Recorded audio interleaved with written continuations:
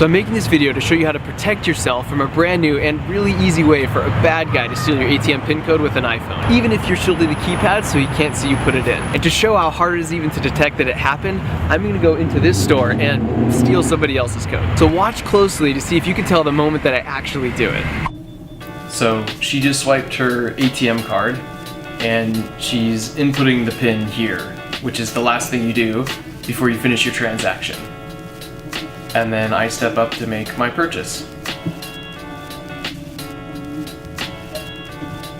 So that was it. If you missed it, let me play that last part over again. You'll see as I walk up, my phone just briefly hovers over the keypad.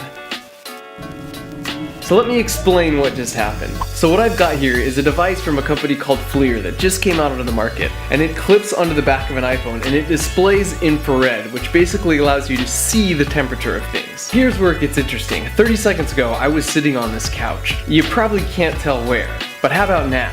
Anytime two objects interact, they will tend toward thermal equilibrium, so they basically try and meet in the middle temperature-wise. And since I'm warmer than the couch, heat flows from my body to the spot on the couch where I'm sitting. So this leaves behind a thermal signature because it'll take a little time for that spot on the couch to cool back down and reach thermal equilibrium once again with the air. Likewise, if I set my warm hand on the cold wall, afterwards my hand is slightly colder, but the wall is slightly warmer where I touched it. And as you probably guessed by now, your fingers leave a thermal signature when you type your PIN code into a debit card machine like this.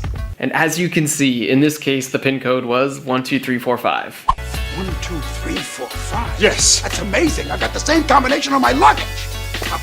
And it gets worse, because since the heat signature fades with time, the bad guy can figure out the order in which the keys were pressed, because the hottest button is likely the one that was pressed last, and the dimmest button is likely the one that was pressed first. So after doing some digging around on this, I was able to find a paper that was published about this method by some researchers at UCSD several years ago. According to their data, they could guess the right PIN code numbers 80% of the time if the image was taken right after. And if the image was taken a full 1 minute later, they still had a 50-50 chance of getting the numbers right. The scary thing is back then, infrared cameras cost $10,000, and it would be really hard to discreetly sneak something of this size into the store. Now, an infrared camera looks like an iPhone case. They're a couple $100, and you can get them at any Apple store.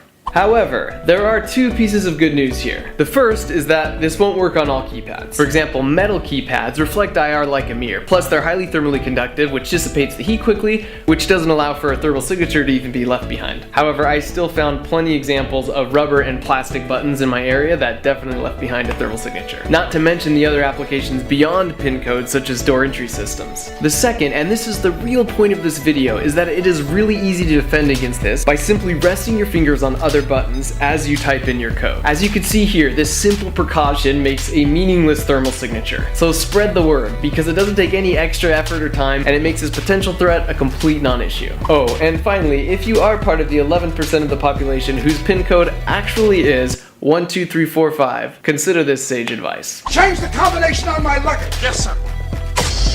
Ah!